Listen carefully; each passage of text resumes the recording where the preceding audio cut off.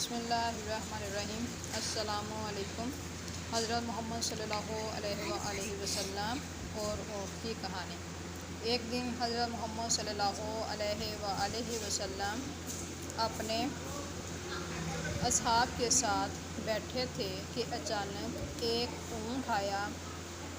اس کی آنکھوں میں آنسو تھے اور وہ شدت سے رو رہا تھا۔ اونٹ نے آپ صلی اللہ علیہ وآلہ وسلم کو اپنی زبان میں بتایا کہ اس کا مالک اس کے ساتھ ظلم کرتا ہے، اسے بھوکا رکھتا ہے اور اس کے ساتھ سختی سے پیش آتا ہے۔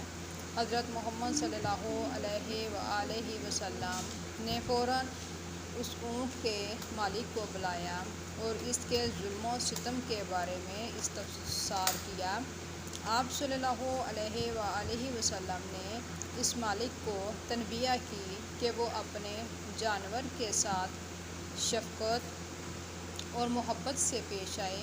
آپ صلی اللہ علیہ وآلہ وسلم نے فرمایا کہ جانور بھی اللہ کی مخلوق ہیں اور ہمیں ان کے ساتھ رحم اور ہمدردی کا برتاؤ کرنا چاہیے۔ حضرت محمد صلی اللہ علیہ وآلہ وسلم کی اس شفقت اور رحم دلی نے ہمیں یہ سبق دیا ہے کہ ہر مخلوق کے ساتھ اچھا برتاؤ کرنا اسلام کا حصہ ہے اور ہمیں اپنی زندگی میں اس تعلیم پر عمل کرنا چاہیے۔ حالیہ میں ایک اور واقعہ اور ہمارا رویہ۔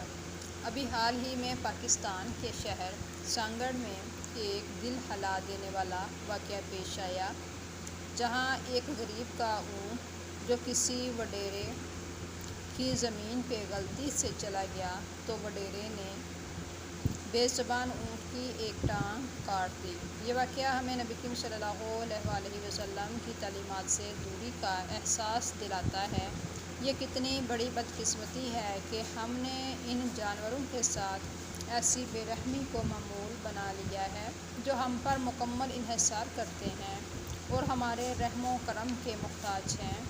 آئیے ہم اس دل ہلا دینے والے واقعہ سے سبق حاصل کریں اور اپنے دلوں میں جانوروں کے لیے رحم اور محبت کو دوبارہ زندہ کریں۔ حضرت محمد صلی اللہ علیہ وآلہ وسلم کی سنت پر عمل کریں اور جانوروں کے ساتھ شفقت سے پیش آئیں۔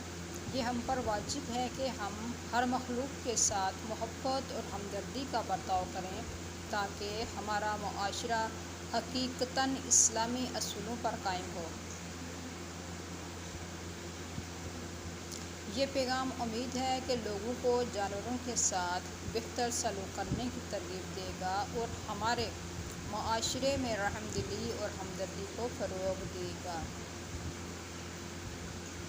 تو ویوز اگر آپ کو میری ویڈیو اچھی لگی ہو تو پلیز ایک لائک کیجیے گا اور پیارا سا اپنا ایک کمنٹ دیجیے گا اور میرے چینل کو سبسکرائب کیجیے گا۔